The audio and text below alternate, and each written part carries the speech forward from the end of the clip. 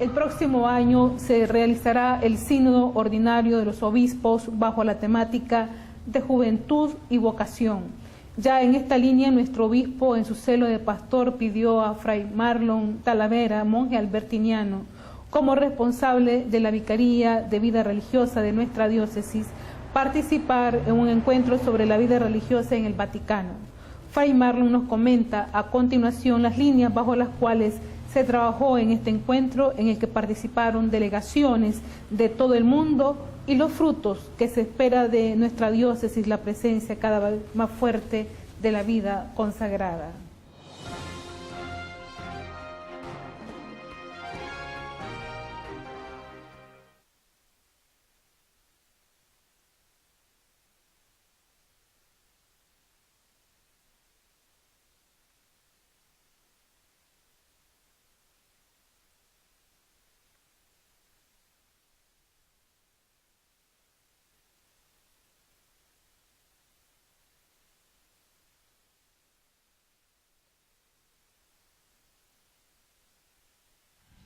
Amigos televidentes de Canal San José, nos encontramos en este momento en el Monasterio Albertiniano Inmaculada Concepción de María. En este momento Fray Marlon nos ha recibido y nos va a comentar acerca de un viaje que en días anteriores él realizó a la ciudad de Roma, en la que participó de un curso sobre vida religiosa, pues él es el responsable de la Vicaría de Vida Religiosa en nuestra diócesis. Muy buenas tardes, Fray Marlon, muchas gracias por recibirnos. Coméntenos acerca de este viaje que ha realizado a la ciudad de Roma y acerca de esta experiencia en este curso que ha vivido usted como responsable de la Vicaría de Vida Religiosa en nuestra diócesis. Bueno, decirles que esta experiencia ha sido motivada por nuestro obispo, Monseñor Juan Abelardo, quien vio verdaderamente la necesidad de participar en este congreso, pues fue el primer congreso internacional para vicarios y delegados episcopales para la vida consagrada. El tema central de este congreso fue el rol y la función del vicario de vida consagrada en las diócesis, las respectivas diócesis. Entonces ha sido el obispo quien ha motivado esta intención y ha sido fundamental. Un poquito la experiencia. El Santo Padre ha marcado fundamentalmente 3 aspectos que deben de valorarse para la vida consagrada. El primero es destacar que la vida consagrada pertenece al patrimonio de la Iglesia, a los dones carismáticos, y como tal es un tesoro. Los obispos están en la obligación, decía el Santo Padre, de guardar la vida consagrada con celo, con amor, y protegerla. Por lo tanto, decía él que los obispos deben fundamentalmente no preocuparse solamente de las cuestiones administrativas, funcionales, sino también de potenciar la vida religiosa en las diócesis, revisando convenientemente a través del discernimiento cada uno de los institutos que hay en las diócesis, lógicamente, según la intervención que el derecho canónico plantea como tal. Ese ha sido uno de los temas que el Santo Padre nos ha dicho.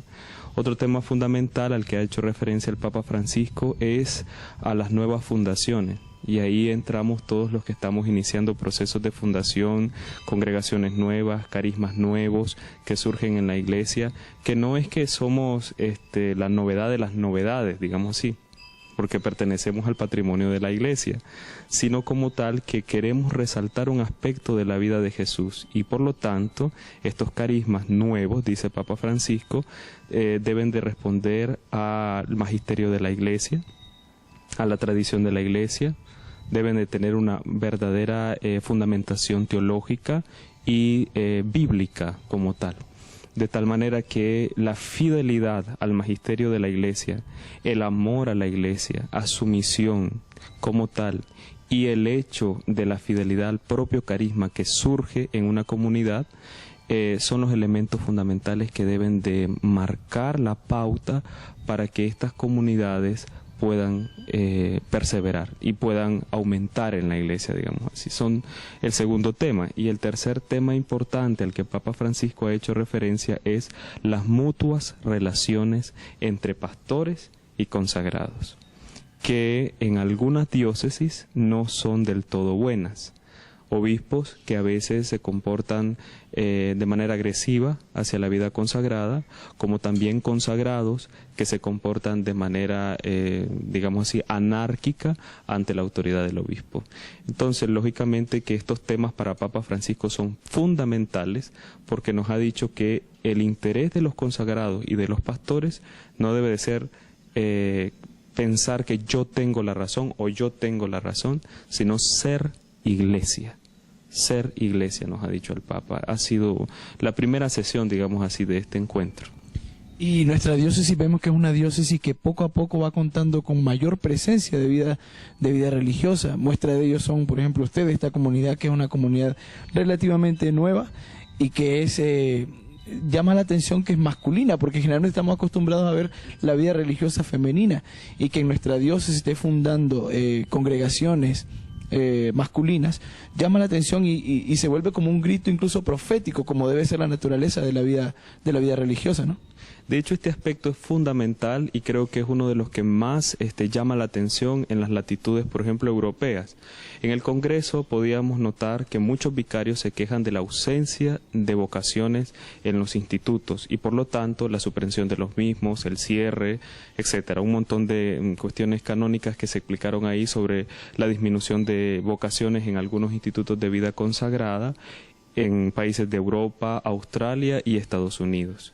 Pero les sorprende, quería decir, la cantidad de vocaciones y también el hecho de que del continente latinoamericano surjan vocaciones, tantas vocaciones, no solamente a la vida consagrada, sino también a la vida diocesana como tal.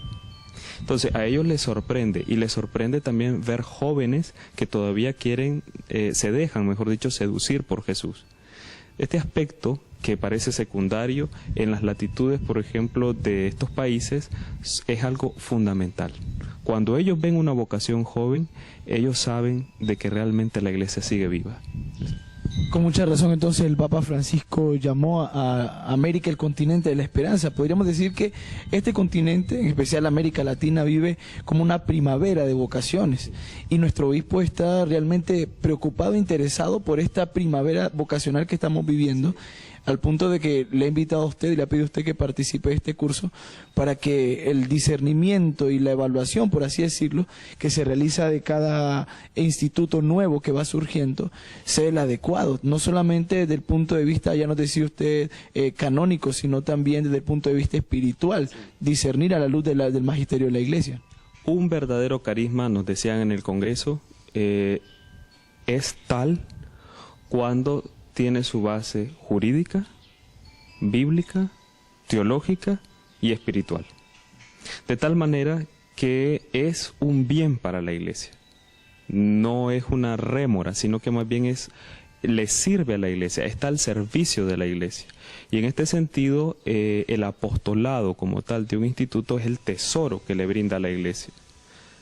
Las obras de apostolado es otro tema, es decir, son las misiones específicas de cada uno de los institutos, pero el apostolado como tal, que hace referencia a la esencia, al carisma, es lo que Papa Francisco llama que se debe de custodiar, de valorar, porque es un tesoro no solo de la iglesia particular, nos decía él, y también se nos mencionaba en una de las conferencias, sino un tesoro de la iglesia universal como tal. Eso es fundamental. Entonces el hecho también de abrirse, ¿no?, como iglesia a este soplo del Espíritu que, como dice San Pablo, no sopla donde quiere y por donde Él quiere, y siempre estar atentos a lo que Él vaya suscitando, porque Él siempre va mostrando según la historia y el camino de la iglesia, y va suscitando los carismas necesarios según los momentos históricos en los que se vive, ¿no? Así es. Con respecto a la intervención anterior, que decías que América es el continente de la esperanza, ciertamente lo es. También está las vocaciones de África que surgen y que realmente también son muchas, que igual que América Latina, África debe de entrar en un proceso de reflexión profunda, porque no es solo el hecho de que surjan muchas vocaciones, sino de que estas vocaciones deben de ser verdaderamente formadas convenientemente para que no haya procesos atropellados, sino que todo sea según la fidelidad del Espíritu Santo. Ahora bien, con respecto a lo que has dicho ahorita, es fundamental tener en cuenta que la Iglesia está en un proceso de renovación en fidelidad al Espíritu Santo, en fidelidad al magisterio, en fidelidad a la tradición. Y este proceso de renovación nos pide a todos nosotros, religiosos, religiosas, consagrados, consagradas, ser fieles a nuestra vocación, y es la preocupación fundamental de nuestro obispo. Por eso la participación en este congreso, como en otros muchos que vendrán, no solamente de la vida consagrada, sino también incluso de la vida diocesana por parte de los sacerdotes de la diócesis, es una preocupación fundamental del obispo, porque hace referencia a ese amor que él tiene como padre y pastor de esta diócesis. Y respecto a esto vemos la visión que tiene el obispo, porque sabemos que el próximo sínodo de los obispos es sobre juventud y vocación. Entonces el hecho de ya ir abriendo caminos para ver, en este caso, el curso que usted ha tomado, ¿no?, para discernir los nuevos carismas, las nuevas fundaciones, cómo hace la Iglesia y cómo debe ser la Iglesia para discernir esto. Y a propósito de ello, para nuestros amigos televidentes que no están muy familiarizados con este tipo de cosas, así como abuelo de pájaro decimos, ¿no? ¿Cuál es el procedimiento? ¿Cuáles son los pasos que alguien que siente en su corazón, en su mente, y después lo ha meditado desde la oración, debe seguir para fundar una comunidad religiosa? Bueno, el fundador o la fundadora deben de tener en primerísimo lugar madurez eclesial. Eso lo podemos encontrar en un documento que se llama Juvenecit Ecclesia, recientemente publicado por la Congregación para la Doctrina de la Fe. En el numeral 18 se dicen todos los criterios fundamentales. Uno de ellos es que el fundador o la fundadora debe de, tener la característica de la madurez eclesial. Eso significa que su vocación, su consagración, su fundación debe responder a los intereses de la Iglesia, pero no es algo funcionalista, sino que cuando nos referimos a los intereses es al ser de la Iglesia, que es misionera como tal. El primer aspecto importante que hay que decir, del cual se desprenden ya los procesos canónicos, que en primerísimo lugar está que si un fiel o un grupo de fieles quiere congregarse como tal, lo puede hacer bajo una moción específica, y es lo que se conoce como asociación privada de fieles. En este momento de la etapa, en esta etapa, mejor dicho, los fieles se reúnen, hacen votos privados, no tienen ningún distintivo exterior de su consagración, es decir, no tienen ningún hábito, pueden utilizar tal vez una cruz o algo, pero no algo que llame mucho la atención. Ellos viven bajo unos estatutos propios aprobados por el obispo, y en el decreto de fundación, no de erección canónica, porque todavía no es el momento, sino de fundación, el obispo debe de colocar un punto, un artículo, donde se mencione tendiente a constituirse en un instituto de vida consagrada. Esa es la primera etapa. La segunda etapa, que puede tener más o menos, puede marcar un periodo de 5, 6, 7 años, dependiendo a la madurez que vayan teniendo los miembros, se llama la Asociación Pública de Fieles. En este sentido, igualmente viven bajo unos estatutos aprobados por el obispo, hacen votos privados, pueden utilizar un signo exterior de su consagración, un hábito, etc. Y igualmente se renueva el decreto, no de erección canónica, repito, sino de fundación, donde igualmente se coloca un artículo que especifique que tendiente a constituirse en un instituto de vida consagrada. Después de que ha pasado este proceso, que puede tener igualmente una duración de 6 a 7 años o cuanto tiempo observe el obispo, se hace la consulta previa a la Santa Sede para que se constituya en un instituto de derecho diocesano. Tengo que aclarar que para que esto surja deben de haber por lo menos 40 miembros. 40 miembros como tal. La Iglesia no es que el número sea lo más importante, pero se ve si realmente aquello va a tener o no consistencia. 40 miembros, entonces la Iglesia comienza a revisar si esta intención es del Espíritu. Ya lo ha venido haciendo porque el obispo es iglesia, pero ahora la Sagrada Congregación para los institutos de vida consagrada y las sociedades de vida apostólica entra en acción. El obispo consulta a tenor del canon 579 y esa consulta consiste en que el obispo envía a la congregación el primer borrador de las constituciones, donde la congregación va a revisar si este carisma no choca con otro, no es una copia de otro, porque lamentablemente se ha visto casos en los cuales son como fotocopias, digamos, las constituciones, entonces eso no puede ser. Y una vez que se vive este proceso, pueden ser por lo menos unos 10 años o más, eso depende de lo que establezcan para cada instituto, se pasa al proceso que se llama de derecho pontificio, que es cuando ya hay 100 miembros o más, 100 miembros o más, y esto le permite al fundador o la fundadora recibir la aprobación, si no hay nada en contra, de derecho pontificio, que significa que dependen directamente los institutos de la Sagrada Congregación a la que he hecho referencia anteriormente. Ahora, el hecho de que un instituto sea de derecho pontificio no significa que es intocable o que tienen una autonomía que es entendida como independencia en la diócesis y pueden hacer cualquier cosa en la diócesis, no.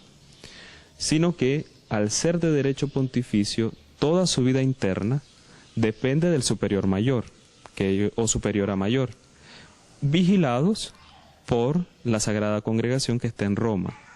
Pero en la acción pastoral, las obras de apostolados que se le han confiado, el obispo interviene porque están en su diócesis como tal. Entonces, a grosso modo, puedo mencionar que son los aspectos. Ahora, en el caso de un monasterio, el monasterio autónomo sui juris, como es nuestro caso, los procesos varían un poco. No pasamos por el proceso de asociación privada y asociación pública, pero ya no pasamos por lo de derecho diocesano, porque una vez aprobadas nuestras constituciones, ipso facto nos constituimos de derecho pontificio. Eso es así, independientemente del número. En el caso de nosotros como monasterio no es fundamental el número. Si habemos 9, si habemos 10, si habemos 12, suficiente para hacer la consulta a la Santa Sede. Bien interesante todo esto, ¿no? Sí. Bueno, Fray, para finalizar, coméntenos acerca de manera personal, en cómo ha impactado esta experiencia del viaje a Roma. Ciertamente es una ciudad bellísima y con mucha fuerza para nuestra fe, pero de manera personal, tanto el viaje como el adquirir todo este tipo de conocimientos, ¿qué ha significado para usted como Fray Marlon y como miembro de esta comunidad monástica? Si me permites, tengo que dar también un agradecimiento especial al superior mayor de los misioneros cardinicios que se encuentran con misión en Somoto y en San Fernando, quien estuvo también como delegado de parte de la diócesis para este congreso, y él fue clave en este asunto. ¿Por qué? Porque el tema canónico, jurídico sobre vida religiosa, él lo maneja al dedillo. Entonces fue algo muy importante ir con él. Para mí, como monje de este monasterio, fue una peregrinación porque Dios me dio la gracia de estar con el Papa, con el Santo Padre, poder estrechar sus manos, verlo y que Él pudiera saber de nuestra existencia en esta diócesis. Fue una experiencia que solamente puedo decir que fue una acción de gracia, una gracia de Dios.